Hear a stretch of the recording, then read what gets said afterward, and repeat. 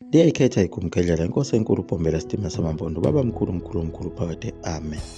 Uyafa phela ingebhe umfo kaMayekisa njengoba esezwile ngezindaba zale ntaba ahlala ebuza ngayo ukuthi akuyo olubuyayo. Kodwa njengoba kade ezolobola khona lapha kwaMaphumulo endaweni yaseMthandeni, bengayekile phela ukutshela abantu izindaba zikaNkulunkulu nakho ukuthandazela bengakuyekile. Uhamba lapha usezishiyele igama elikhulu njengoba wayehamba enqamula ngazo phela izinyawo, izimoto phela zazingekho ngalesi sikhathi. Ilapho athi esahamba khona endleleni wabona umame wayegula kakhulu ehamba ngaphambili kwakhe. Lo mame wayehlupheke kakhulu egula eyakhona phela ezibhedlela zasesilungwini. Wafika izwi kuye lamtshela ukuthi lo mama ugula kakhulu uya esibhedlela eThekwini. Lase lithi izwi akanyathele lapho kade kunyathele lo mama khona. Nangempela wakwenza lokho elokhu ehamba inyathela lapho kunyathela khona lo mama, eqondanisa unyawo lwakhe nonyawo lwala mama. Isikhashana nje enza lokho wabonakala lo mama babaza manje ukuthi hawu, lokhu kugula okade kungimphethe akusekho. Wazithulela nje uShembe wambuka lo mama, kanti nalo mama wayubona lo mkhuba olokhu wenziwa yilo baba olokhu emlandela ebeka unyawo lapha kade ebeka khona unyawo. Waba esema eceleni kwendlela wambuka uShembe wathi uye lo muntu ongisindisile ngalento yakhe ekade eyenza. Kodwa uShembe akaze esho lutho phela edliwa umzwangezwa waleya ntaba azoya kuyo, ukuthi ungathi uyazibona eseshwabadelwa inhlwathi kanye nazo izipuki ezibatshazwayo kuleya ntaba enezilwane ezidla izimbuzi nezinkomo ongaziwa ukuthi hlobo luni lezilwane. uShembe wacabanga ukuthi akaye emzini wakwaHlophe ngoba yiwona ukhona lapha endaweni yaseNdwedwe hleze le ntaba angayibona. Waze wafika lapha emzini wakwaHlophe. Wathi esefikile abantu bathi mbo njengokujwayelekile abazalwane phela sefikile umfundisi uShembe ulapha ngezwi. Bafuna nokuzothandazelwa abanye ababone ukuthi inceku yenkosi lena ikhathazekile. Phela naye uHlophe lona ungomunye wabalandeli bakhe uShembe ayekade ebhabhadiswa khona lapha yana olwandle, owagcina emgcobile naye njengaye umshumayeli. Wabe sebachazela khona lapha yakwaHlophe nabazalwane ukuthi uthunywe nguNkulunkulu ukuthi ayothandaza entabeni yaseNhlangakazi. Bababaza bonke endlini yabantu kwaHlophe bathi awu mfundisi, thina singabokuzalwa kule ndawo, kodwa umuntu akayi phezu kwaleya ntaba. Indawo lapho kuhlala khona izilwane ezisabekayo zasendle ezinolaka olubi kabi. Thina ngokwethu sithi ungayi kuleya ntaba ngoba nathi siyothola icala bayothi abantu asikutshelanga ngaleya ntaba ekubeni siyazi kahle. Ilapho washawa uvalo lameqa umfo kaMayekisa, wadla imihlathi yakhe wathula wathi du.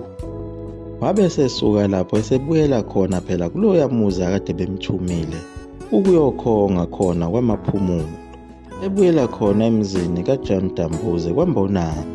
Uhamba nje lapha endleleni uyathatha uyabeka ngayo ingqondo ukuthi mina lona ngizoya kuleya ntaba ngiyodliwa izilwane. Kodwa uNkulunkulu angayenza kanjani into enjalo ukuthi ayongibizela entabeni ongakaze wafika khona umuntu. Wafikela ukudideka ukukhulu ukuthi kungenzeka ukuthi uNkulunkulu umfuna nje ethandaza entabeni noma ngaba kiphi. Wabe sethi emqondweni wakhe into engcono ukuthi ngibuyele ezweni lakithi eHarrismith ngiyofuna izintaba zakhona ngoba ngiyazazi azinabo ubungozi ngalusa kuzo.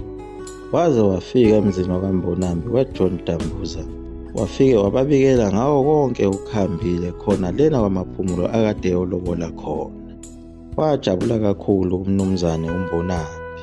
Wabe esevuka ngokusasa ekuseni uShembe enomqondo wakho ukuthi akayothenga ithikithi lesitimela ezogibela isitimela abuyele khona eHarrismith aye ezintabeni zakhona ayokhuleka ukuze leli zwi likaNkulunkulu lizohlukana naye. Nangempela ekuseni ngovivi walithenga ithikithi lesitimela elibheke khona eHarrismith. Wabe eseyaphuthuma khona esitimeleni emveni kokuba eselitholile ithikithi. Leso sitimela samalahle phela sasisuka khona lena emampondweni. Isitimela samalahle uMbombela nayo inhliziyo yakhe iyalobiza phela ukuthi namhlanje uyobabona abantwana bakhe, ngoba nalo igazi liyasho ukuthi ungathi kukhona okungahambi kahle ekhaya lena eHarrismith, ngoba phela nabo abamazi ukuthi ukuphi nendawo, bazi ukuthi nje wahamba waya eMpumalanga lapho ayithunywa khona uNkulunkulu.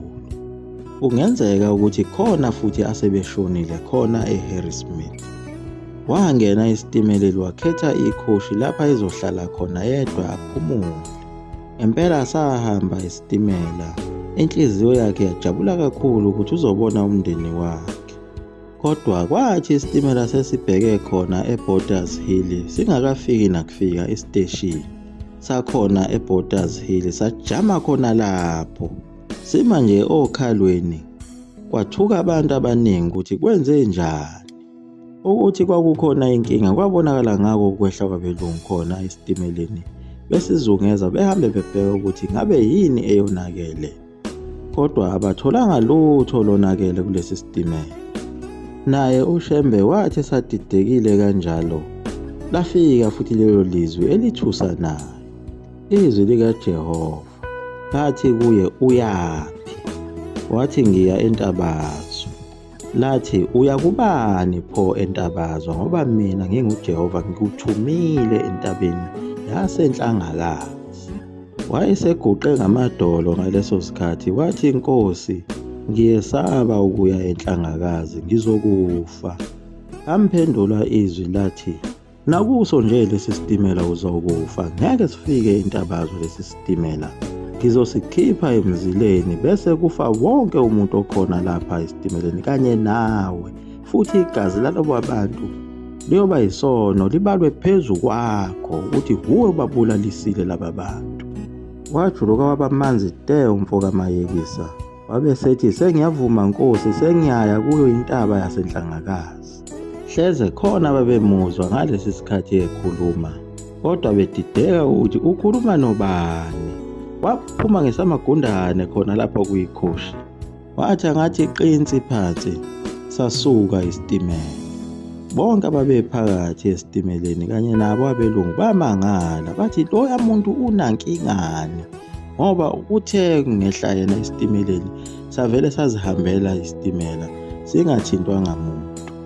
Ilapho kwasuka khona isibongo sakhe sithi uBombela isitimela samaMpondo. uMbombela isitimela esasisuka khona emampondweni sibheke eHarrismith. Lezi ibongo phela zayichaza khona ukuthi uNkulunkulu uzibonakalise ngaso isitimela. Wanqamula njalo uShembe waze wawela umfula umngeni, wanqamula emahlathini. Ilapho azaphumela khona komunye umuzi okwakukhona amantombazana. Amantombazana ayimazi phela uShembe ngako ukushumayela ngoba naye ayihlala emlandela. Wathi mayifika kuyo esehlahle amehlo wawatshela wathi, bantu bami, bese ngibalekela izwi likaJehova, kodwa uJehova usenginqandile. Sengiyahamba kusasa ngiya eNhlangakazi. Wabe sewacela lamantombazana ukuthi awamenzele isinkwa sombila. Intombazana okwakuthiwa uLina Mtungwa yakuwo lo muzi yamenzela isinkwa sombila.